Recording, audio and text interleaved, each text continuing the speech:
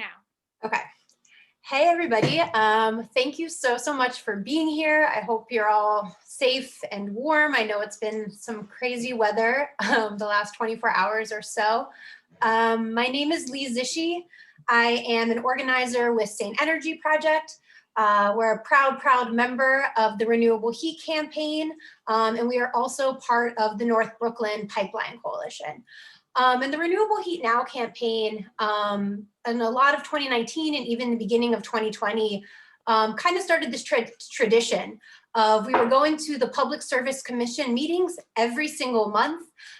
We were getting people together to have press conferences, but unfortunately we can't do that anymore. So that's kind of what this is about today.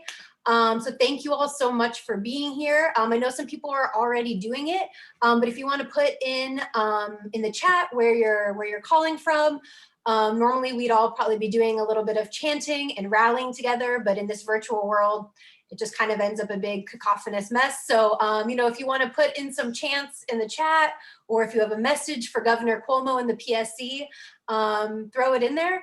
We're also going to just take a quick screenshot. So if you do have a sign, if you want to hold it up for a minute, or a peace sign or smile.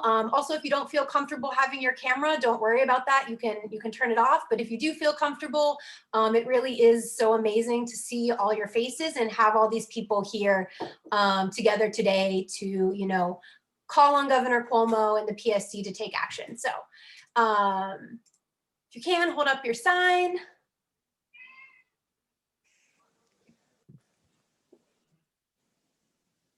Keep them up. You guys look amazing.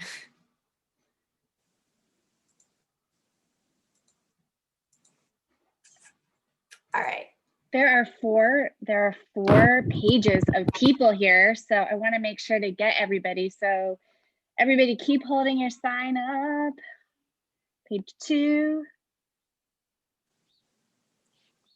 Page 3.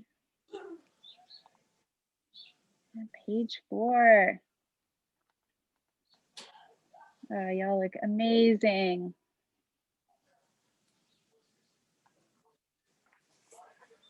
Got them all?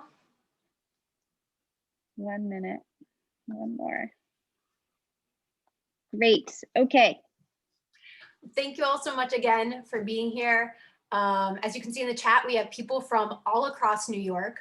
As I said, the Renewable Heat Now campaign was going to Albany every month when we could to listen to the Public Service Commission meeting. And the press conferences that we often had after those meetings were often with frustration. We were very frustrated that we kept having to travel to Albany again and again when the science was very clear on that we needed to get off of fracked gas. And yet we kept seeing the Public Service Commission approve rate cases and things that had fracked gas in them. And then, our entire state was just rocked by this pandemic, and all of the things that we were fighting for have only become more important. And we were very actually hopeful in March of 2020 when the Public Service Commission announced a statewide gas planning proceeding, because that's what we've all been asking for, right? Our communities have been impacted in so many different ways by different fossil fuel projects or struggles to build renewable energy. So we were very excited to see this plan, that New York State was finally going to come together to get off gas and align with the Climate Leadership and Community Protection Act and other climate goals and laws. And the Public Service Commission was supposed to, or the Department of Public Service, which is overseen by the Public Service Commission, was supposed to release a white paper to start this planning proceeding and kind of start the path forward. And they've continued to kick the can down the road. And it's, frustrating isn't the right word. It is very frustrating because we were hoping for a more democratic process. We were hoping for communities to have more transparency, for local municipalities to have guidance. And instead, when the climate clock is ticking, when we have people who have now suffered from a very serious respiratory illness, we still do not have a plan to get off frack gas. So we are here today to say that our communities cannot wait any longer, that our climate cannot wait any longer. Every day that the Public Service Commission delays, ratepayer dollars are being spent going in the wrong direction on fracked gas. Municipalities are left still not with a clear path.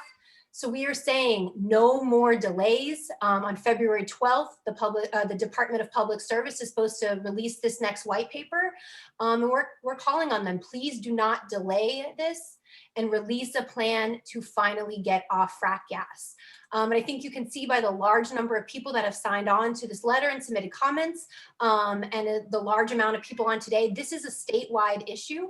So first we're gonna hear from Anna Kellis, who is an assemblywoman from the Tompkins County area, an area that has just been a stronghold of fighting frack gas infrastructure. There's also been a moratorium in Lansing in her district. So we're gonna pass it over to her to talk about what they've done, but also what they need to move forward right now. To you, Assembly. Thank you so much, Lee. I really appreciate it. Thank you to the Renewable Heat Now Coalition for putting this important press conference together. As Lee said, I am the New York State Assembly, or talked about our area, but I'm the New York State Assembly representative of a community that was the first in the state to receive authorization to move forward on a non-pipeline alternative to natural gas build out as a strategy to ensure gas infrastructure system reliability. The town of Lansing, which is in this district, has endured a gas moratorium for the past 6 years and yet has successfully continued to grow and meet the needs of the community. Municipalities can prosper and continue to grow while off-ramping from a dependency on natural gas, with NPA, and Lansing has proved this.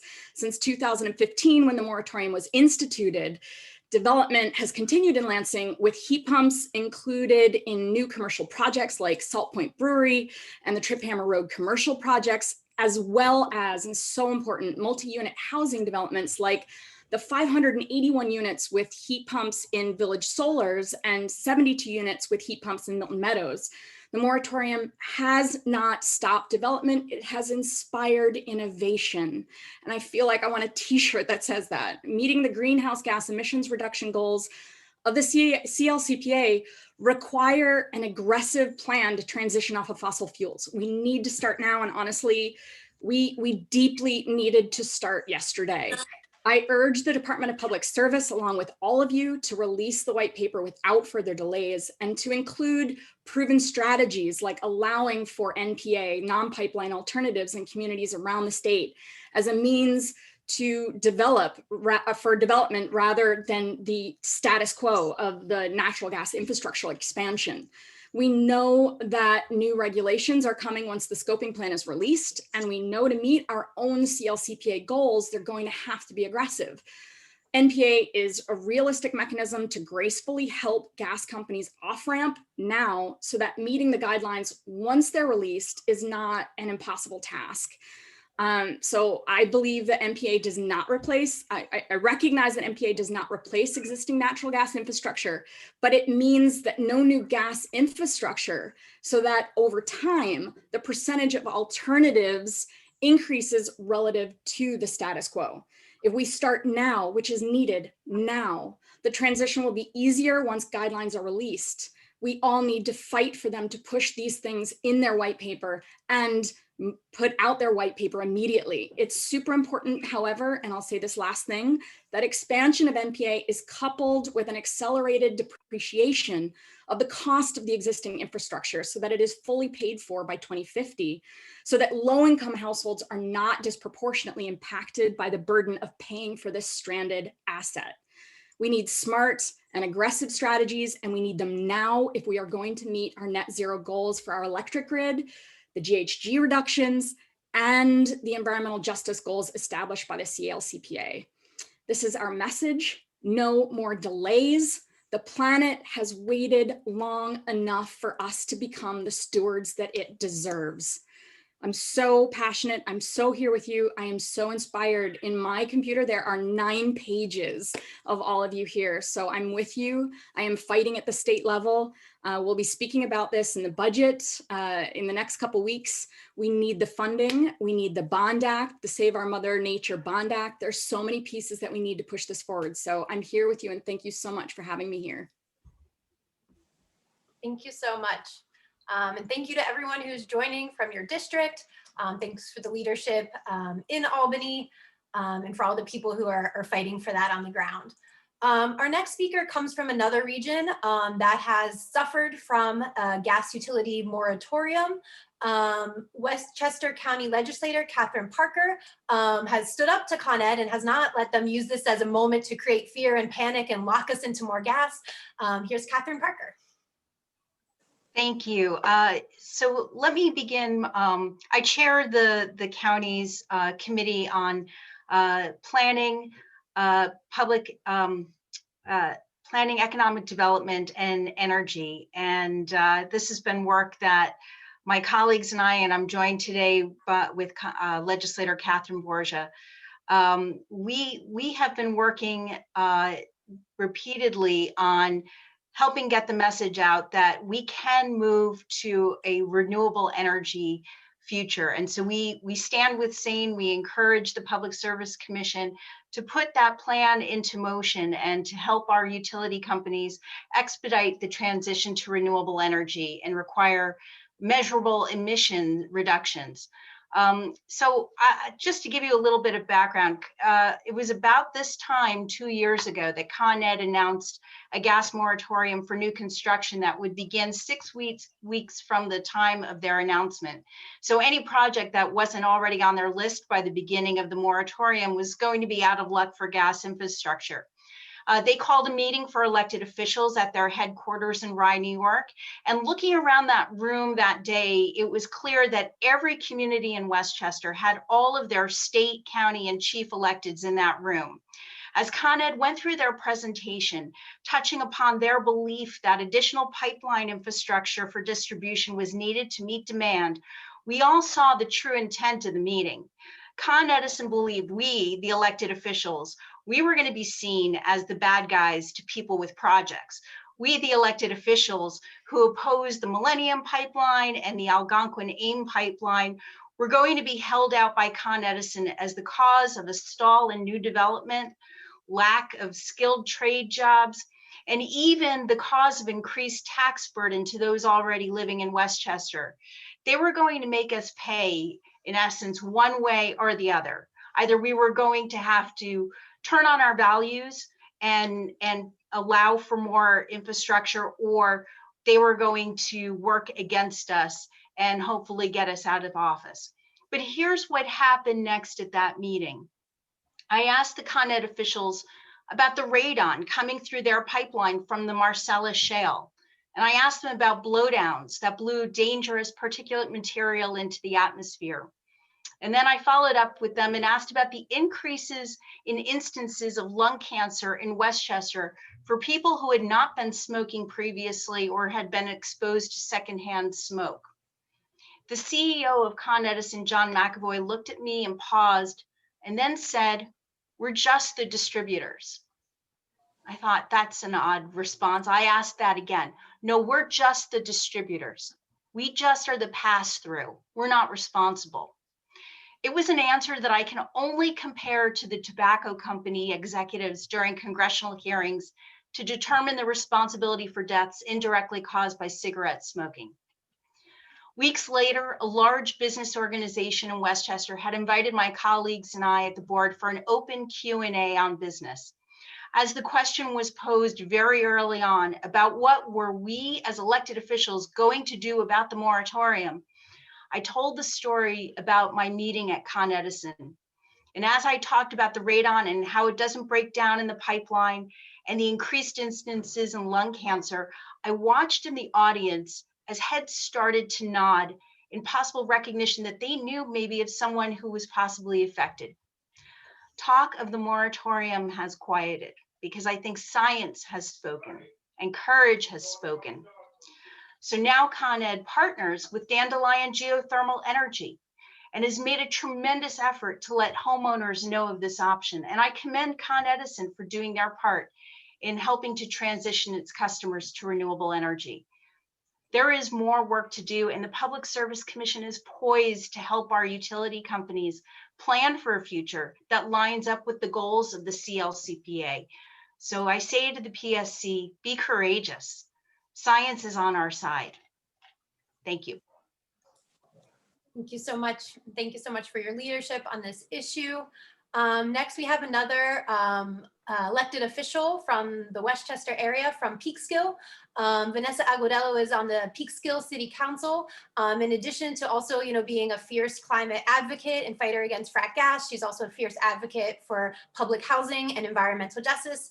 Thanks so much for being here, Vanessa. Thank you. Good afternoon, everyone. As was said, my name is Vanessa Agudelo, and I'm a city council member from the city of Peekskill in Westchester County, a gem of a city that sits on the riverbanks of the lovely Hudson River. And first, I really want to start off by thanking all the organizers, both organizers here and environmentalists from the past, for all your hard work and continuing to shine the light on our climate crisis and demanding all those in power to take decisive action to keep the planet from warming under our 1.5 degree Celsius threshold. It's really all your activism, your advocacy, your persistent initiative that has delivered us monumental feats like the frack ban, the Climate Leadership and Community Protection Act, and will ultimately ensure that the process we're currently undertaking produces a comprehensive plan that not only imposes bold, measurable emission reductions on utilities, but also ensures an equitable rollout so that every household has access to affordable renewable energy and heat. So thank you for taking action when leadership has failed to do so. And thank you for understanding that every day we fail to act, it is environmental justice communities like mine, like Peekskill, that will end up bearing the brunt. And really, that's why I'm here. I represent one of the poorest cities and one of the richest counties in the country, and the disparity is striking. It is no coincidence that in Peekskill, we are home to several major sources of air pollution in our area. The Wheelabrator plant that incinerates all of Westchester County's garbage, as well as that of surrounding tri-state cities such as Greenwich, sits in Peekskill and is the #1 polluter in the county by about 6 times. And we know that this air pollution has been deadly for our residents. Our residents are suffering from asthma at alarmingly high rates. In fact, our rate of asthma-related emergency department visits is far more than 4 times as high as nearby Somers. And we also hold the highest infant mortality rate in Westchester County as well. To make matters worse, our city sits at the perimeter of what was the oldest operating nuclear power plant in the country, now being decommissioned, with 2 42-inch fracked gas pipelines sitting only 105 feet away.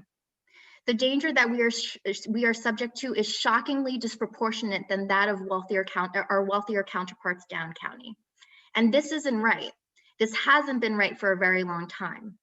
But with the CLCPA and this proceeding, our state government has the opportunity to right some of these wrongs and to ensure that communities who have been hit the hardest by the fossil fuel industry are not being left behind and become centers of green investment.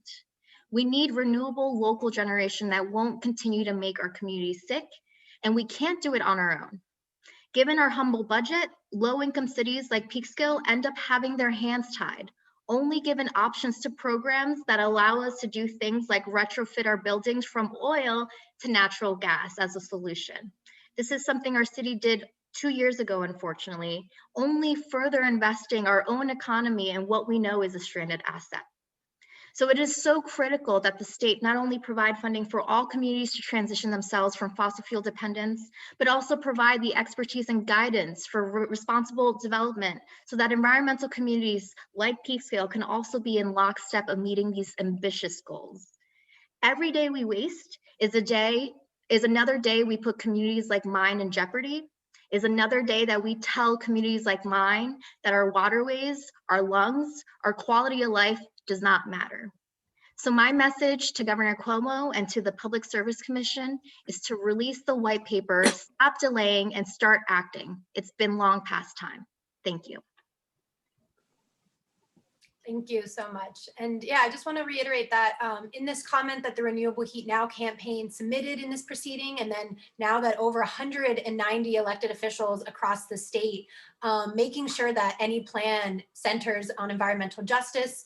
We know that Black and Brown, low-income, working-class communities have borne the brunt of fossil fuel pollution for so long. So that is a very important part of what everybody here is demanding.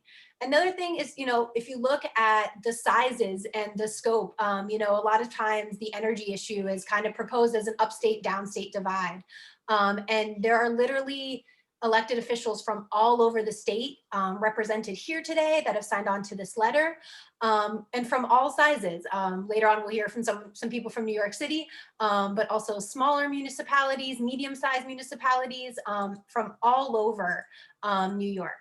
And so next up, we are going to be hearing from Manlius Town Councilor Caitlin Kreisel, and what's going on and what her community needs to also in a statewide plan. Good morning, everybody, or good afternoon, rather. It's such a privilege to be here and to be speaking with such a stellar list of speakers. So thank you so much for having me. My name is Caitlin Kreisel, and I represent the town of Manlius, which is on the eastern side of Onondaga County, just outside of Syracuse. And in the town of Manlius, we elected 4 Democrats last year and flipped our town blue for the first time in history. And as a result of that, have been able to move progressive environmental justice and climate justice legislation very quickly. And it's been a privilege to be able to do so. We're working toward becoming the first climate smart community in Onondaga County. And we reformed our solar law and are currently working on developing a community solar project on our retired landfill. I'm also one of the lead organizers with the Divest New York Coalition, and we are still celebrating our big success at the end of 2020 when we received a commitment from New York State Comptroller Tom DiNapoli to divest the New York State Common Retirement Fund from fossil fuel companies. So we are seeing a lot of movement, a lot of very progressive work being done at the state level. And the case that we made for fossil fuel divestment was that the returns just weren't going to be there in the future. That the financial case was not only sound, but met the legal obligations that the comptroller needed to be able to meet. And so why on one side of the equation do we have progressive policies committing to no longer investing in fossil fuel infrastructure? We're removing our own state investments, billions of dollars from fossil fuel investments, but we're not committing to doing that on the ground where it matters the most, which is with the Public Service Commission. And that's what we in Manlius would really like to see. The headlining article on the New York Times this morning, ExxonMobil lost $22 billion in 2020, its worst performance in 4 decades. And so I'd encourage you to read the article. I'll read one line from it here.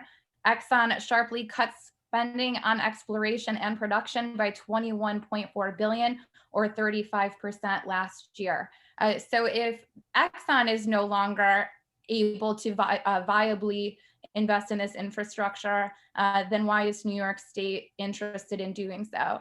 We need to move away from new investments in fossil fuels across the board in New York State and everywhere in the country. Manlius has 32,000 residents, 32,000 people, and those are my constituents.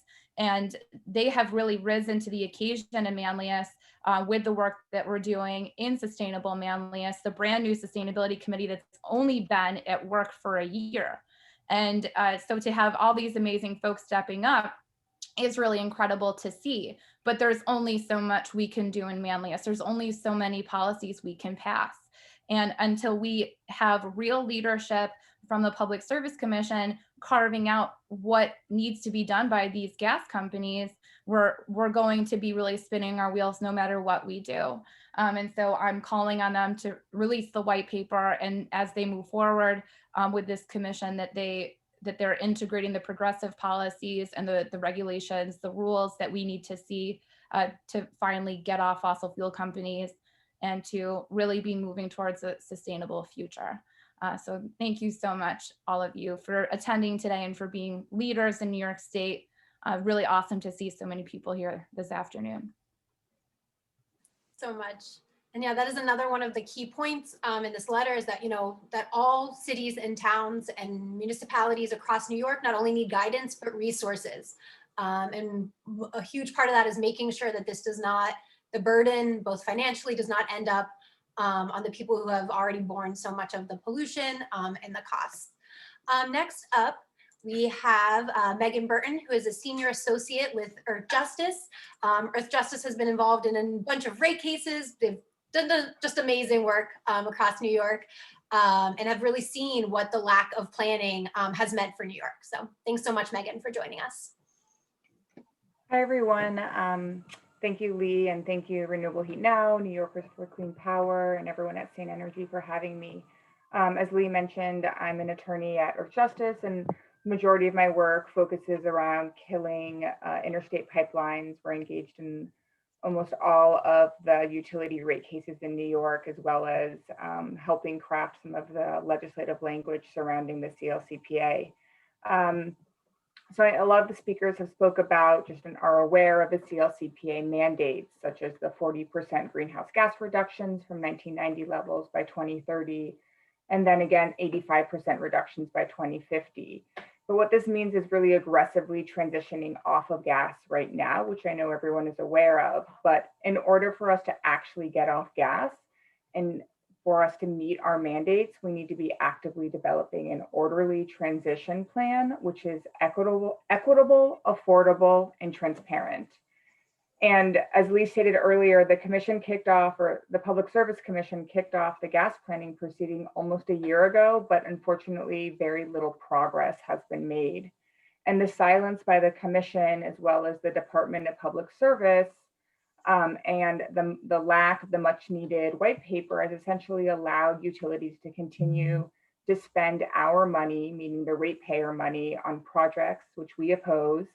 It allows and enables the utilities to continue to dig and put unnecessary pipes in the ground, to continue its infrastructure and expand their capital investments. And it also allows and enables utilities to continue to promote gas through their lens and through their narrative of how gas is safe and healthy for the public health and our environment. And this just cannot continue. So publishing a robust white paper will provide the utilities and our community with clear guidance, and our community meaning the entire New York State. And some of the guidance and answers that we need answered and addressed in this white paper, I recognize that some of it has been addressed and laid out in our letter to the commission, but the commission needs to set clear emissions reductions goals for utilities so that they can plan and ensure that their gas rate proposals will actually contribute to New York's ability to meet the reduction goals. So that means that there needs to be clear annual reduction benchmarks so that utilities can be held accountable. We also need to stop the growth of gas use and gas infrastructure expansions. And the commission will need to continue to work closely with the Climate Action Council and other state agencies with the state legislature to reconcile competing policies, laws, and barriers which are preventing and stalling the state's progress. And the gas planning proceeding can and should be helping New Yorkers formulate the remedies to address some of these barriers that are legal barriers that were on the books before the CLCPA came into action. And I want to last address accountability. The white paper must fully identify who is responsible for what and establish strict reporting requirements and consequences for utilities when they fail to meet their standards or targets. So if this white paper includes at least some of these issues that I have laid out, I'm pretty sure, at least confident, that we'll be on the right path to transitioning off of gas now and hopefully leaving fossil fuel behind us. Thanks, Lee. So much, Megan, and for all the work you do. Next up, we have Robin Wilt, who is on the Brighton Town Board in the Rochester area, another fierce climate advocate and fighter for their communion. Thanks so much for joining us. Thank you so much, Lee, and to the rest of the coalition and partners for your advocacy for Renewable Heat Now. As Lee said, I'm Robin Wilt. I'm a council member in Brighton, New York. And as a member of a town board that is the first municipality in Monroe County to obtain 100% renewable electricity at a competitive price for its residents and small businesses through the Monroe Community Power, our local community choice aggregation program, I'm here to reaffirm our commitment to sustainability that earned the town of Brighton a designation as a bronze level climate smart community. Our groundbreaking CCA program is supplementing the town's track record of environmental sustainability that includes the establishment of a vibrant farmers market, designation as a tree city, regular pharmaceutical collection and electronics recycling events, the creation of a comprehensive plan that incorporates sustainability principles, and our Sustainability Oversight Committee developing a climate action plan. Much of what we have accomplished has been through grant and policy assistance at the state level. These achievements have been a win-win for our communities and the environment, but we know it's not enough. To continue on this path to a truly sustainable future, our communities need the Public Service Commission under the auspices of the New York State Energy Research and Development Authority to provide guidance and resources to municipalities for responsible development, as well as require steps to ensure affordability and resilience of the electric grid. We're fortunate that Jewel and their local program manager, Rocktricity, were able to help Monroe Community Power provide Brighton residents and small businesses access to clean and affordable energy sources. Now, we need to create funding mechanisms that can work with local governments around building codes and financing that will support electrification of our communities so we can fully leverage the benefits of those clean energy sources. Moreover, we need to ensure the resilience of the electric grid by requiring utilities to do their part in investing in infrastructure to support the clean energy markets that are being created through programs like CCA that are driving increased demand for distributed electricity generation.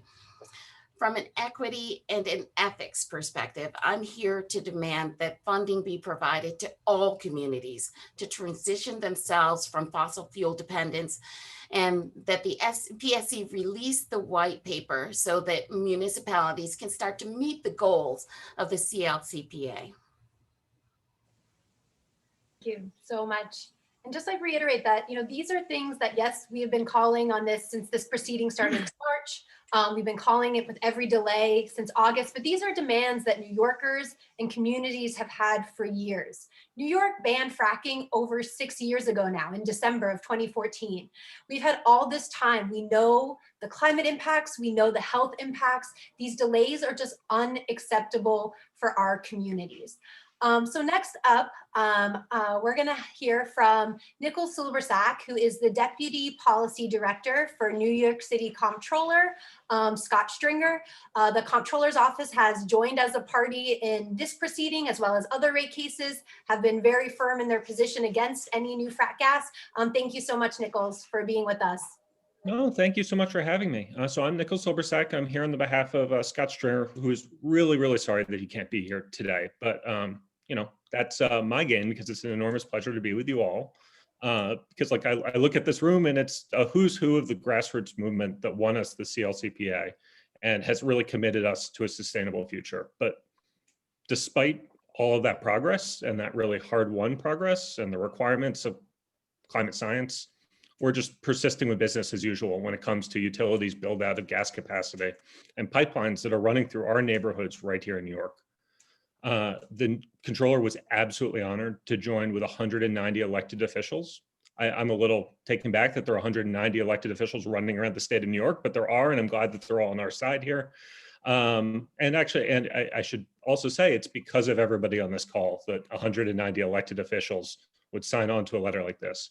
And he is right there with you, calling on the PSC to expeditiously release their proposals to phase us off of fossil fuels and give us clear guidelines about where we need to go.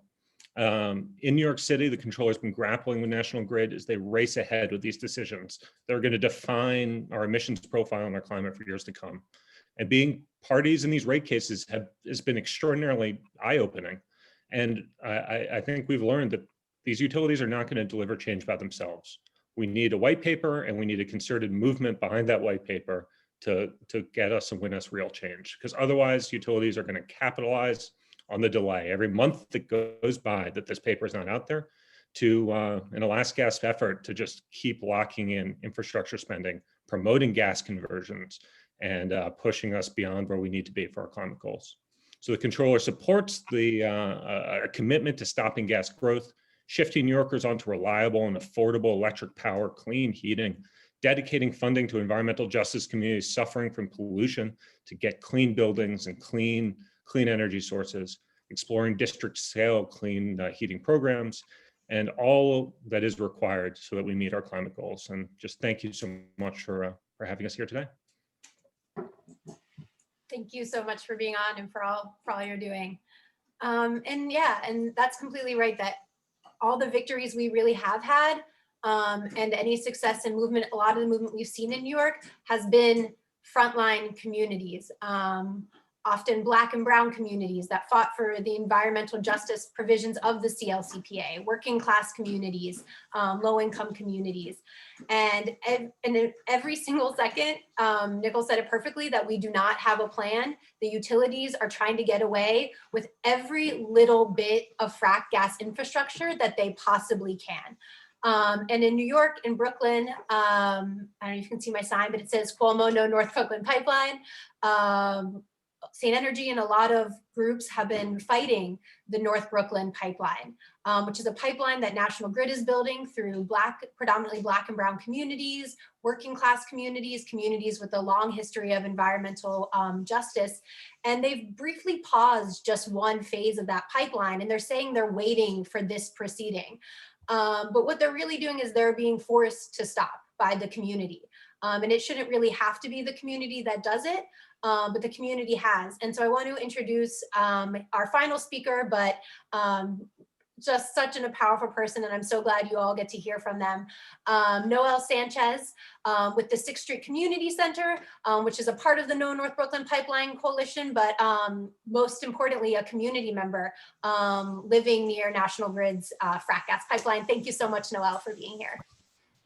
Good afternoon, everyone. Thank you all for joining this press conference, and a huge thank you to the organizers who made this possible.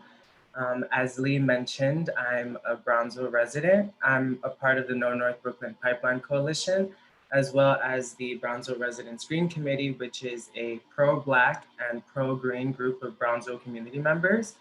Also, I'm a youth educator for the 6th Street Community Center. So sometime around early fall, I had stepped away from actions, events, and meetings. But of course, I was still following this ongoing fight here in North Brooklyn. And I couldn't help but feel that we're still in square one. And this is not at all me erasing the powerful force that is this conglomerate of community members and organizations coming together against this blatantly racist infrastructure project, but rather facing the hard reality that government officials are far from oblivious to the fact that this is going on. This past fall, the mayor publicly denounced this pipeline. He himself, of course, with the pressure of my fierce comrades, even called for National Grid to withdraw the project.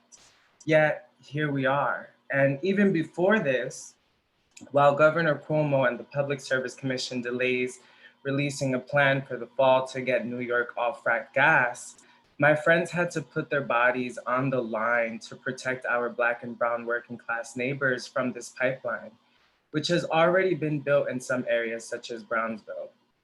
National Grid never conducted an environmental assessment for the project.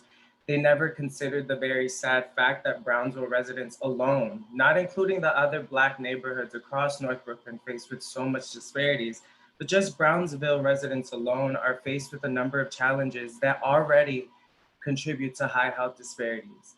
We have the highest rates of asthma among adults in the city, followed by Morrisania, or a neighborhood in the Bronx.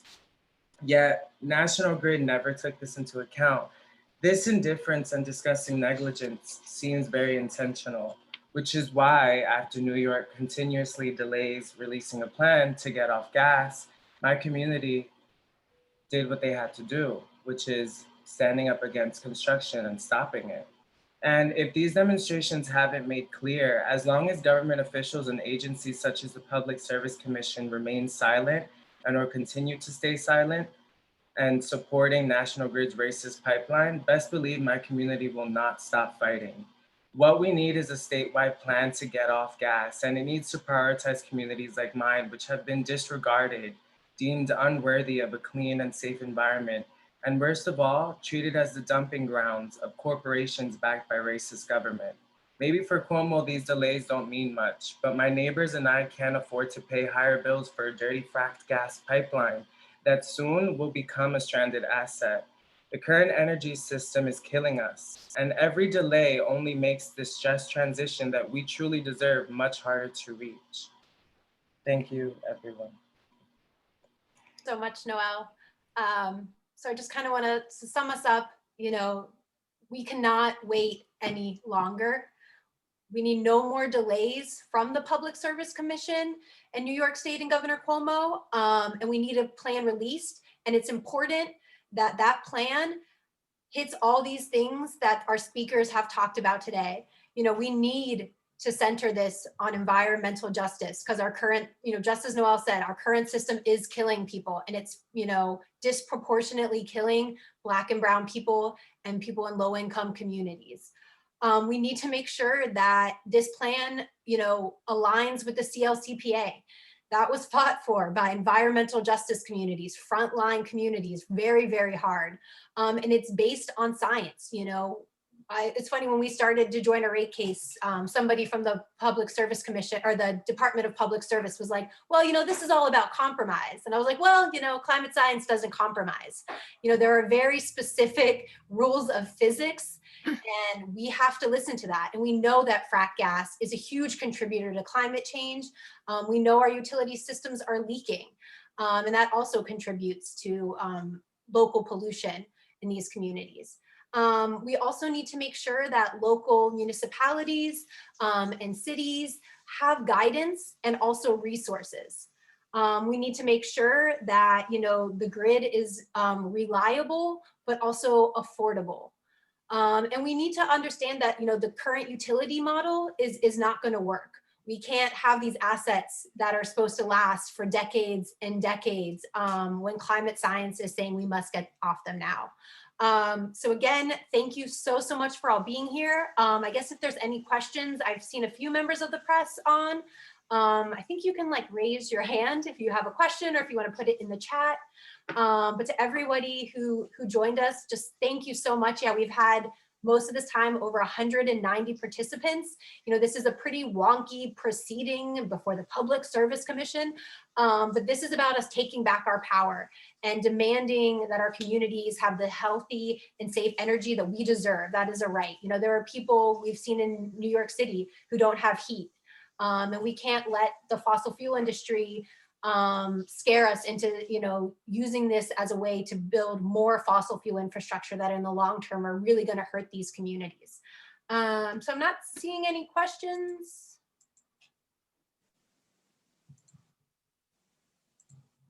But thank you all so much for being here. Lee, I have a question. Johanna from Dutchess County. Yeah, and go ahead. In general, I think we were mostly taking questions from press, but we can take a question from you. I'm so sorry. No, it's okay. It's fine. If we can do one question and then we can wrap it up if you have a question. Thank you, Lee, for all your work, and to everyone on your committee. When we talk about renewable heat now, is that the equivalent of geothermal technology? Is geothermal the same thing as renewable heat pumps? I mean, the heat pumps. Yeah, it is one of the technologies, Okay. as well as air source heat pumps. And then there's other forms of beneficial electrification, for heating as well as cooking, like induction stove. So those are the solutions that we are advocating for, and of course, advocating for them in a way that doesn't just replicate our current energy system, one that is more equitable. Thank you. Cool. Well, again, thank you all so much for being here. And yeah, continue to follow the Renewable Heat Now campaign, as well as all of our incredible member organizations. There's a lot to fight for in the upcoming months. I got a question about this mandate. So do we have to we built up these mandates during this pandemic, like during this pandemic? when it's aftermath? I'm not 100% sure I got your question, but we do need to start moving forward on some of this stuff now, even as we, we're still in this pandemic. Obviously, putting people's safety is our #1 priority. And there's lots of things that we can start doing, construction and things that can be done safely. And yeah, I think we're gonna wrap it up. Again, just thank you so much, everybody. We'll see you around.